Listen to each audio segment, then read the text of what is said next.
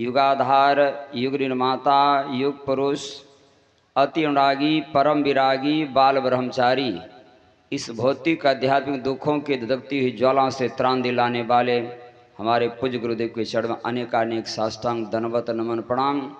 व्यक्त रूप में संसार के समस्त संत ऋषि व महर्षि के चरण अनेकानेक नमन।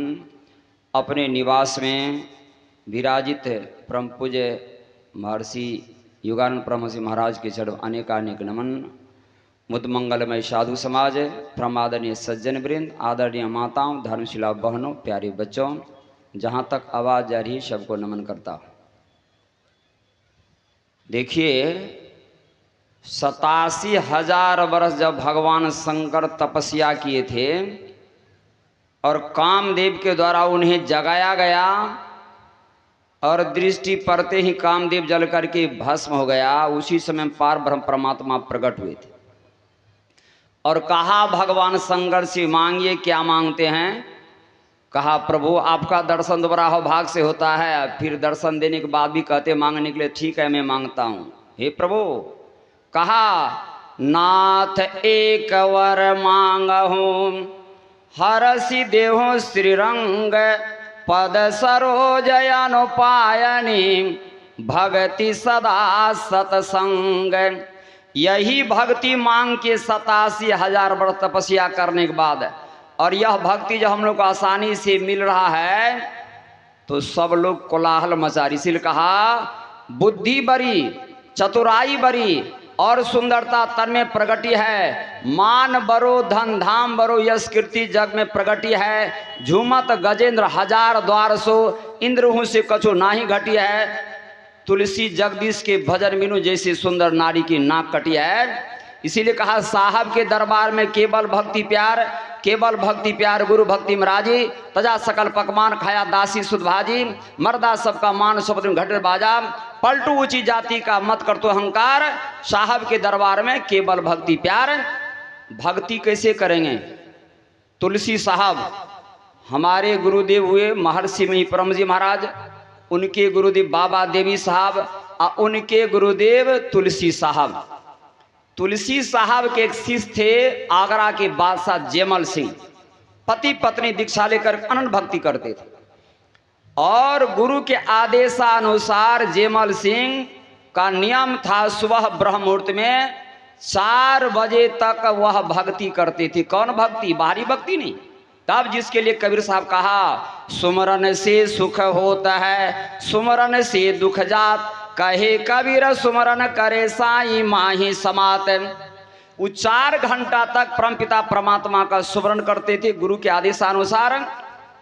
और जयमल सिंह का नियम था कि इस 4 घंटा के बीच में कोई आएगा जगाने के लिए, उठाने के लिए, हमारी भक्ति में बाधा डालने के लिए, तो सिर काट करके अग्नि में डाल दूंगा।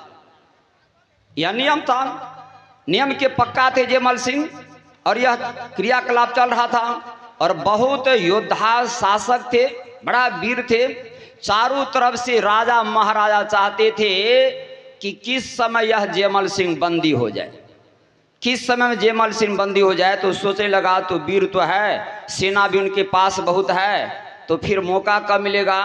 तो सबको जानकारी थी कि जिस समय यह पूजा करने के लिए जाते हैं स्वयं भगवान कृष्ण की ध्यान करने के लिए, 4 घंटा में वह नहीं हिलते डोलते हैं।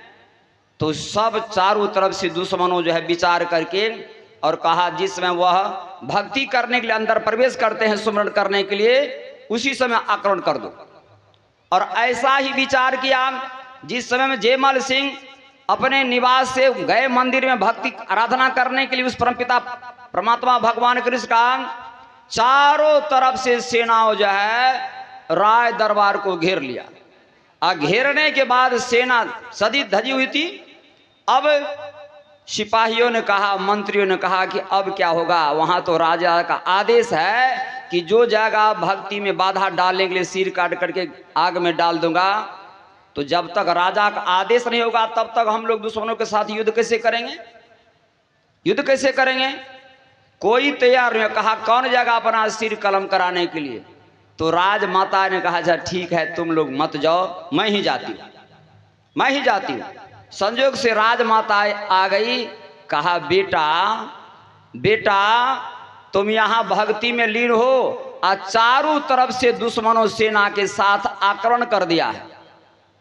जेमल सिंह की भक्ति भंग हो गई। कहा माँ आज तुम्हारे जगह पर कोई रहता तो सिर काट करके हम अग्नि में डाल देते, लेकिन तुम्हारी माँ हो इसलिए माँ मैं तुम्हें निवेदन करता हूँ, पैर पकड़ता हूँ कि तुम चले जाओ।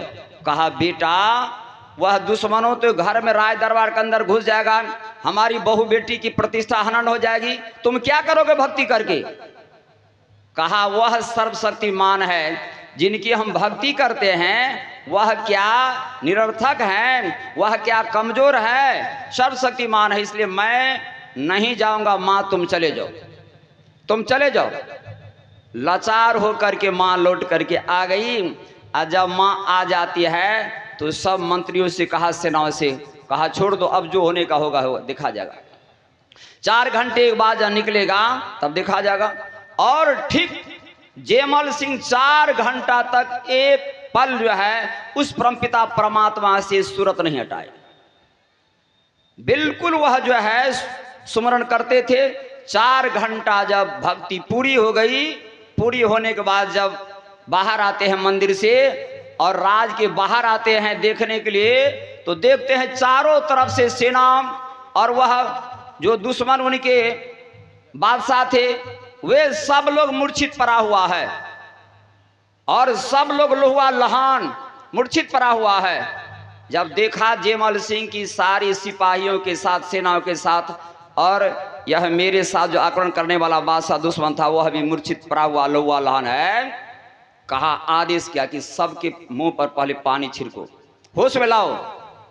और जब होश में लाया गया तो बादशाह से जाकर के पूछा कि हम तो भक्ति में लीन थे, लेकिन तुम लोग जो आया आक्रमण करने के लिए तो हमारी सेना तो नहीं आई, मेरे तरफ से आक्रमण नहीं हुआ, तो फिर तुम लोगों का यह दुर्दशा।